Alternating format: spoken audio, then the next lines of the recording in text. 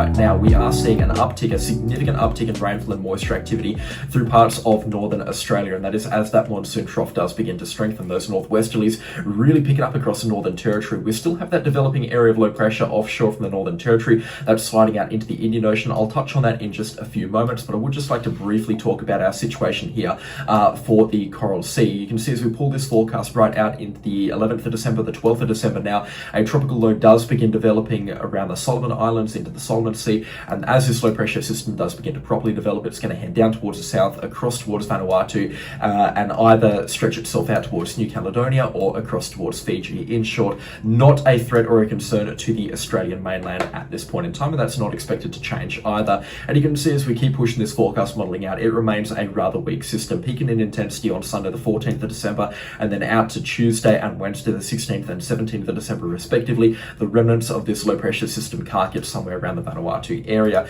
And you can even see the GFS forecast model, which has been very bullish over the last couple of days, really not calling for this system to amount to much. What we're going to be seeing from this is a broad stretched area of low pressure, and really not a major concern for Vanuatu or the South Sea Islands in the Pacific Ocean. I really don't think that this is going to be too much of a concern for those locations anymore. And a tropical cyclone, whilst it is now a 50-50 possibility to develop, I really don't think if it does develop, it's going to get up in towards any kind of reasonable or significant intensity. Category 1 status at the absolute highest end of things, and Category 2 status beyond is virtually impossible for this system right now, because as we have spoken about in previous forecast updates, that jet stream is still blowing hard and fast, and that's why systems will not develop in the Coral Sea until this jet stream sinks further south, pushed along by the monsoon, which is going to be at least another 2, potentially 3 or even 4 weeks away. And that's also why systems that approach Vanuatu and Fiji, which is kind of in the jet stream right now or under the jet stream, these systems are really going to struggle before approaching those locations, which means they're going to be a lot weaker, stripped of convection, and the rainfall risk is going to be pretty minimal as a result as well. Now, I have been made aware that there is a cruise ship leaving Brisbane and heading up towards Vanuatu from the 18th of December onwards. The risk to that cruise ship is extremely minimal at this point in time. Unless we see a massive cyclone go through Vanuatu, I see no reason why you should be worried about at all this cruise ship being rescheduled or cancelled altogether from Brisbane. I really don't think that's going to happen at all, and the chances of that happening are pretty much next to nothing. So for Vanuatu, if you're heading on that cruise, enjoy it, look forward to it, because nothing is going to be changing from its itinerary right now. And moving back towards Western Australia, like I said, we do have that low chance of development here, around 10% that the Bureau of Meteorology has marked. This is offshore from the Northern Territory, and it is again no threat to Western Australia or the Northern Territory, heading out into the Indian Ocean, where it is expected to begin developing sometime around the 15th of December. In fact, it could begin developing a little bit earlier than that. We've also got another area of low pressure that's going to develop here around Indonesia, and it's a bit of a coin toss as to whether or not that system is going to make it towards tropical cyclone status as well.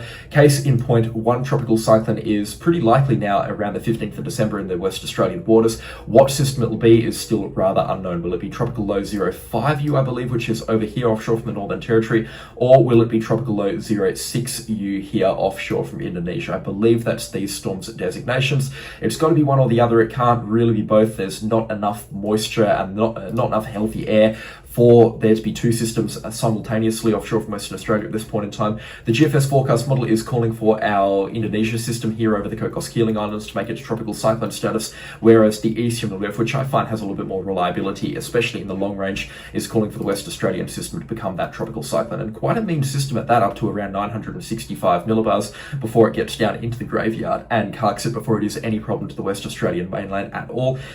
Case in point, there's really no threat to the Northern Territory or the West Australian mainland right now. These systems are not going to approach them at any kind of reasonable intensity, and again, for reasons similar to that Coral Sea system, high levels of wind shear, but also with those high pressure systems situated over central WA and the Northern Territory, pushing out all of that dry air and high levels of wind shear offshore from the Pilbara coastline and the Kimberley coastline. It's really going to give these systems a hard time as they approach the West Australian coastline. So anything that does go for WA is going to weaken off dramatically before making a landfall, and these systems are just not expected to be steered into Western Australia either. Both of them, if they do develop, heading out to the graveyard at some point in their lifespans instead of heading towards Western Australia and the Northern Territory. So nothing to be worried about, but definitely a feature that I'd be watching quite closely.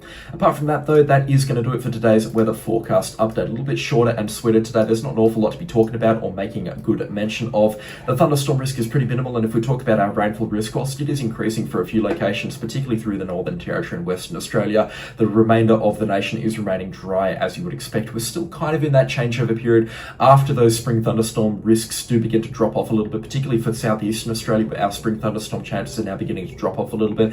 We're just waiting for this rainfall now to build across northern Australia. It's doing it slowly but surely, and I do believe that these tropical cyclones will usher in the official start to the monsoon, which does normally happen, especially for northern Queensland, normally just before Christmas time, but this year looking like it's going to be closer, if not after the new year, and that's when the real rainfall is going to pick up for northern Queensland. So a quiet 2-week period ahead of us, all things considered, particularly for this time of the year, but it is not going to remain like that for much longer. A massive thank you to the channel sponsors. Their names are on screen right now, and again, a massive thank you to all of those that have joined in the last couple of months on the streams and have subscribed and whatnot. The growth has been absolutely incredible. I could not thank each and every one of you guys enough. Go check out the Facebook page as well. I'll have further updates throughout the course of the week over there. I'll have another climate update at some point this week, whether that's on Wednesday or Thursday, on the La Nina situation, when this rainfall is finally going to begin to occur across northern Australia. But apart from that, I'm going to take the foot off the gas this week, give a little bit of breathing space to those interested in the severe weather, because there is a pretty minimal threat this week. But that's going to do it for me today.